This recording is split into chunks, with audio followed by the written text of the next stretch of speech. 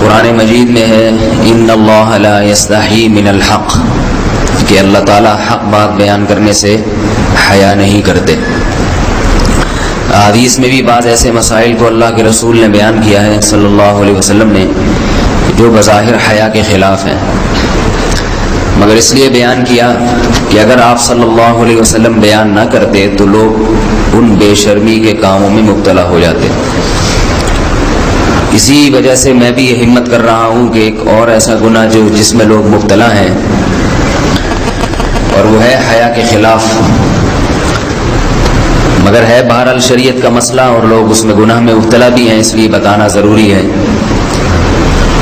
وہ یہ ہے کہ لوگ شادی کے بعد بھی، آج کی نوجوان نسل زوجہ سے، بیوی سے غیر فطری طریقے سے ہم بستری کرتے ہیں۔ انٹرنیٹ پہ بیہودہ فلمیں دیکھتے ہیں تو جو چیز انگریزوں کی دیکھ رہے ہیں کہ ان کے کلچر آہستہ آہستہ میڈیا کے ذریعے ہمارے معاشرے میں بھی آ رہا ہے۔ اللہ کے رسول صلی اللہ علیہ وسلم نے لعنت فرمائی ہے، ایک روایت میں ہے کہ اللہ اس کی طرف دیکھے گا نہیں کہ جو اپنی زوجہ سے پچھلے راستے سے ہم بستری کرے گا۔ یہ بیماری بھی، یہ گندگی بھی لوگوں میں پھیلتی جا رہی ہے، خاص طور پہ جن کو لڑکوں سے بدفعلی کی عادت پڑ جائے تو وہ زوجہ سے فطری راستے سے ہم بستری نہیں کرتے۔ اللہ نے فرمایا کہ نساؤکم حرث لکم، یہ تمہاری زوجات ہیں، بیویاں ہیں، یہ نسل بڑھانے کے لیے ہیں۔ تو اسی راستے میں انسان اپنی خواہش کو پوری کر سکتا ہے جس راستے سے نسل بڑھتی ہے، اس کے علاوہ کسی اور راستے سے اپنی خواہش کو پورا کرنا یہ حرام ہے، گناہ کبیرہ ہے، گندگی ہے۔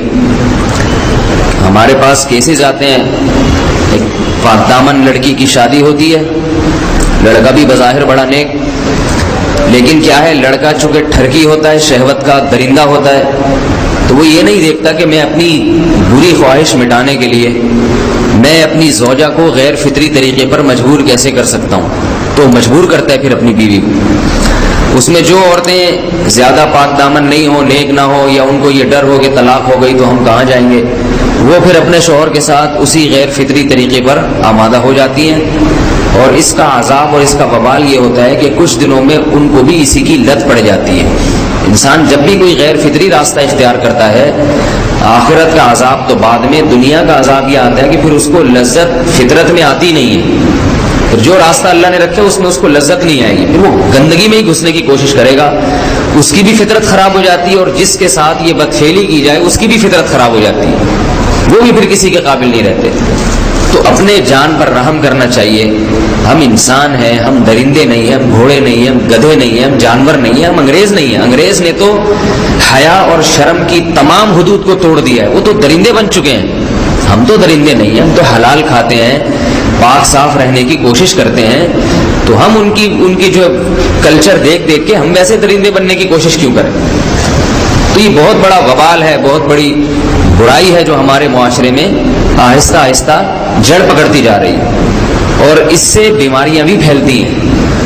غیر فطری طریقہ ہے، بیماریاں بھی پھیلتی ہیں۔ ایسے کیسز آتے ہیں کہ جناب مرد مجبور کر رہا ہے بیوی کو، اور وہ بیوی جو ہے ساتھ نہیں دیتی تو پھر اس کو طلاق کی دھمکیاں دیتے ہیں، ایسے کیسز بھی آتے ہیں۔ اور یہ بھی آتا ہے کہ مرد جب اپنی بیوی کو غیر فطری طریقے پر مجبور کرتا ہے، بیوی آمادہ نہیں ہوتی، تو مرد پھر یہ دھمکی دیتا ہے کہ بھائی میری خواہش تو تم سے پوری ہوتی نہیں ہے، پھر میں دوسروں کے پاس جاؤں گا۔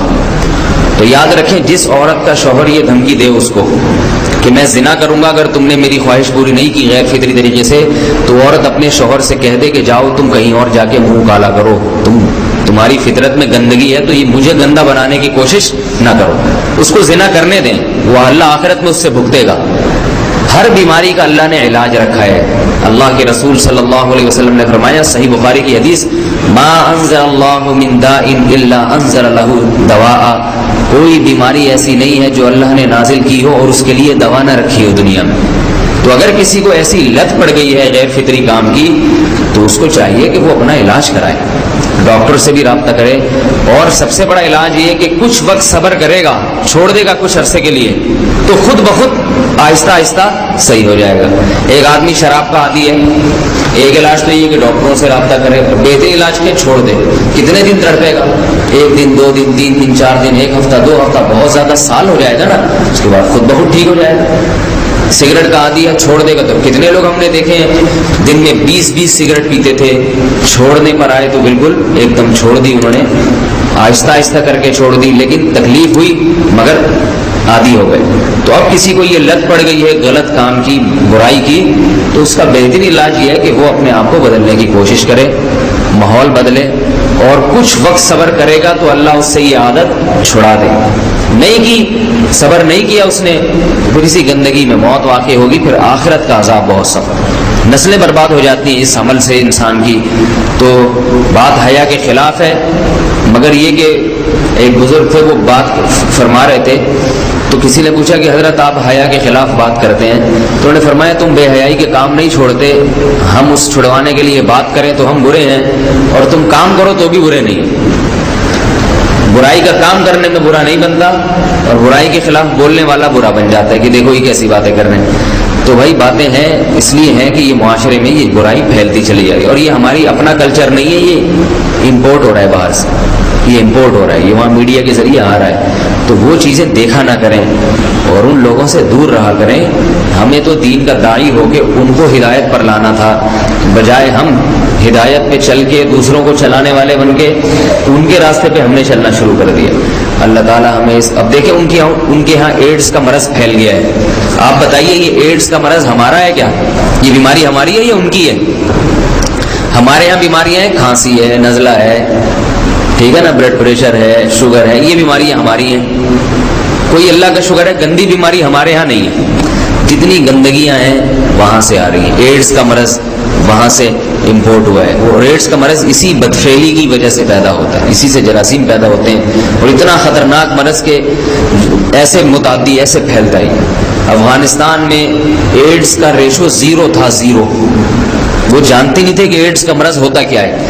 جب سے امریکن آرمی, برطانیہ آرمی افغانستان میں آئی ہے, فوجی آئے ہیں, افغانوں میں ایڈس کا مرض پھیل گیا ہے. انہوں نے وہاں بدفعلیاں شروع کر دی ہیں. تو وہ تو حالانکہ ان کے لیے زنا کتنا سستا ہے, کتنا سستا ہے نا ان کے لیے زنا, پھر بھی وہ لڑکوں کی طرف مائل ہوتے ہیں. تو اتنی گندگی, ایسا گندا جب انسان بن جائے پھر اللہ اس کے وجود کو برقرار نہیں رکھتے, اور رکھتے ہیں تو پھر آخرت میں سزا دینے کے لیے اپنے آپ کو ان گندگیوں سے بچانا چاہیے, حلال پہ اکتفا کرنا چاہیے. اللہ تعالی ہمیں حلال پہ قناعت کی توفیق عطا فرمائے اور پاکیزہ لوگوں میں